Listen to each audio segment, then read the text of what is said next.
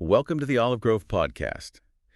You've ever pour everything into something and then have that little thought, okay, so what's in it for us? Oh, absolutely. It's a very human question, isn't it? It really is. And maybe not in like a selfish way, but just Mhm. wanting to know the point, the Yeah. purpose behind the effort. Well, that's exactly what we're getting into today. We're looking at some ancient wisdom on this, specifically from the Apostle Paul. Right. His letter to the Corinthians, chapter 9. Exactly. And you can find the source text we're referencing online. Just search MCS 1 Corinthians chapter 9. But this isn't just like dry theology. No, definitely not. It's super practical, really, about motivation and reward in anything you dedicate yourself to. It really is. And it offers some valuable ways to think about our own drives, what we consider a real payoff. Yeah, and maybe even some surprising takes on what actually is a worthwhile reward. So, okay, let's dive in. Paul kicks things off by kind of laying out his credentials, doesn't he? He does. He calls himself an emissary of the Messiah. Sent by Jesus, basically. And he points to that experience on the Damascus Road, seeing Yeshua, our Lord. Yeah, the source text really highlights that direct encounter. That was a key thing for being an apostle back then. Sets him apart, right? The source contrasts that with maybe how some people claim titles today. Without that same kind of foundational experience, it's a different basis. Definitely. And then he says something really interesting, that the Corinthians themselves are the proof of his work. Living proof, yeah. Their faith, their changed lives, that's his evidence, his validation. That's a powerful point. So from there, he talks about the rights he actually has as an apostle. Right. Things like, basic support, food and drink. And even traveling with a believing wife like others did. Yeah. He mentions the Lord's brothers and Kepha, Peter. Yeah, Peter. And these were like generally accepted things. It wasn't unusual for ministers to receive support. Okay, so that seems standard, but then the twist. Paul points out that he and Barnabas, well, they didn't take that support. They worked, like tent making. Exactly. They worked for their own living, even though they had the right not to. Wow. Why? Well, the source material kind of draws a parallel here. It makes you think about the difference between serving because you expect something back, personal gain. Versus serving out of a sense of calling. Precisely. It seems Paul and Barnabas were firmly in that second camp, at least in this situation. It wasn't about the what's in it for me right then. That really sets a different tone, doesn't it? Yeah. But before explaining why they did that, he makes the case that compensation is actually fair. He does. He uses these analogies anyone could get. Like a soldier doesn't pay for his own stuff, right? Or a farmer eats from his own vineyard, a shepherd drinks the milk. It's common sense. Yeah, the source hits that logical point. Yeah. Most of us, we expect a paycheck for full-time work. It's just fair. And he doesn't stop at just logic. He brings in the Torah. Right, Deuteronomy. You are not to put a muzzle on an ox when it is treading out the grain. Which sounds like it's just about animals initially. Yeah, be nice to the ox. But Paul's interpretation, as the source explains, is that the principle behind it was for our sakes, for humans. Ah, okay. So the idea is those who do the work should get a share of the results. Exactly. The one plowing, the one threshing, they should expect to benefit from the harvest. It's a principle of fairness in labor. So the principle's clear. Work deserves reward. Spiritual work included. If Paul's team is sowing spiritual seeds. Then reaping some material support wouldn't be unreasonable at all. He even says they have a greater claim than others, potentially. Right, given the spiritual investment they'd made in the Corinthian community, sharing the good news, the message about Jesus. Okay, so the right is established, it's logical, it's biblically supported, but then Paul drops the other shoe. He says, but we didn't use this right. We chose not to. They put up with stuff, he says, specifically so as not to impede in any way the good news about the Messiah. That's a huge statement. He's consciously setting aside a legitimate right. Why, though? What was he afraid would happen? Well, the source suggests his concern might have been practical. Demanding support could, potentially, take money away from other important things. Like helping the poor or widows in the community. Exactly. Funds might be limited. He didn't want financial expectations to become a barrier or divert resources. His priority was the message getting through, unhindered. That's quite a contrast to sometimes what you see. People demanding top dollar. It is. Paul seemed focused on, let's call them eternal rewards, rather than immediate earthly comfort. The source kind of hints that if you demand your reward now, well, maybe that is your reward. That makes you think. So Paul's drive wasn't money. No, he talks about an inner compulsion.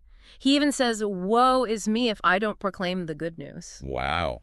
Like he had to do it. It wasn't just a job. Not at all. It was a deep calling. And the reward he did value then. Was being able to offer the good news free of charge, not being a burden.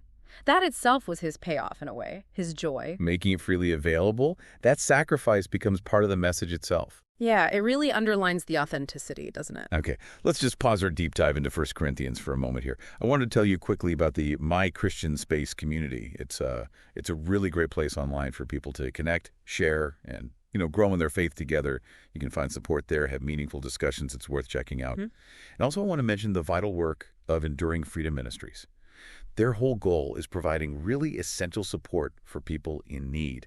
Things we might take for granted: a hot meal, groceries, clothes, even a haircut or laundry services. Basic necessities that make such a difference. Exactly. And you can actually help provide all those services for one person for just $4 a month. That's it, $4. So if you're looking for a way to make a real, tangible impact, please think about donating to Enduring Freedom Ministries. Every bit helps. All right, welcome back. We were talking about Paul choosing to serve without expecting payment, driven by this inner compulsion. Then he says something that sounds a bit strange. Though he's free, he made himself a slave to all. Yeah, that sounds like a contradiction, doesn't it? Free, yet a slave.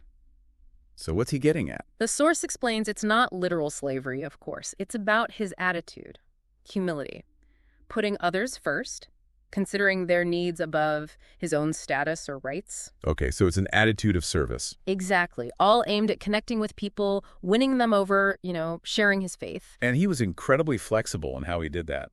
He talks about becoming like a Jew to win the Jews. Understanding their perspective. And like one under the law for those under the law, but then also like one outside the Torah for those outside it. That sounds like walking a fine line. It does. How do you adapt so much without compromising? Right. Where's the boundary? Well, the key thing the source points out is that Paul clarifies he remained within God's framework, the Torah, as lived out by the Messiah. So it wasn't about ditching his core beliefs. Okay, so it's more about cultural understanding, finding common ground. Exactly. Meeting people where they were, culturally, religiously, to make the message accessible, not foreign, but always anchored in his faith. And all this effort, this humility, this adaptability, it was driven by the rewards promised by the good news. Yeah, and not just for him, but wanting to share in those rewards with the people he reached. A shared experience. Okay. Then he shifts metaphors completely, doesn't he, to sports. He does, the famous race analogy. In a race, all the runners compete, but only one wins the prize. So then run to win. It's so vivid, comparing the Christian life to serious athletic training. Very much so. And he draws that sharp contrast. Athletes train incredibly hard for what? A laurel wreath that will soon wither away. Right, a temporary prize. But believers, he says, are striving for a crown that will last forever, an eternal reward. No, we need to be careful here, right? The source emphasizes this crown isn't salvation itself. That's a really important distinction. Salvation is a gift through faith. This crown seems to be about the judgment of rewards. Rewards for faithful service, how you lived out your faith. Exactly. It's about what you do with that gift of salvation, how you run the race. And Paul says he applies this discipline rigorously to himself. I don't run aimlessly. But straight for the finish line. Focused. Intentional. I don't shadow box, but try to make every punch count. No wasted effort. He's serious about it. He's not just going through the motions. And then it gets really personal. I treat my body hard and make it my slave. Wow. Intense language, isn't it? Yeah. Self-control, discipline. So that after proclaiming the good news to others, I myself will not be disqualified. Disqualified from what? Not salvation, but from receiving his reward. He lived what he preached, so his own life wouldn't undermine his message or his own standing for those rewards. So it all loops back to that first question we started with. What's in it for us? And Paul's answer ultimately isn't a detailed list of perks. No, the source concludes we don't know the exact nature of those eternal rewards. But we can trust they're worthwhile. The focus shifts from the what of the reward to the who, the one promising it, trusting God's character. Okay, so wrapping up this deep dive, we saw Paul assert his legitimate rights, the fairness of compensation for work, spiritual work included. Right, establishing that baseline. But then, the really powerful part, his choice to sacrifice those rights for a higher purpose, the sake of the good news. That voluntary sacrifice, yeah. And the attitude behind it, selfless service, adapting to connect. Driven by that inner compulsion, focused on long-term eternal rewards, not just the here and now. And these ideas, they really resonate beyond just theology, don't they? This tension between immediate benefit and long-term purpose, the value of service, understanding what truly motivates us. Absolutely, it applies everywhere. Which leads to maybe a final thought for you listening. Yeah. Thinking about Paul's perspective, how does understanding your own motivations, whether it's more for the immediate payoff or for something deeper, that sense of purpose, how might that shape how you approach what you're dedicated to? Your work, your family, your passions. That's a great question to reflect on. Definitely something to chew on. Well, thank you for joining us for this deep dive into 1 Corinthians chapter 9.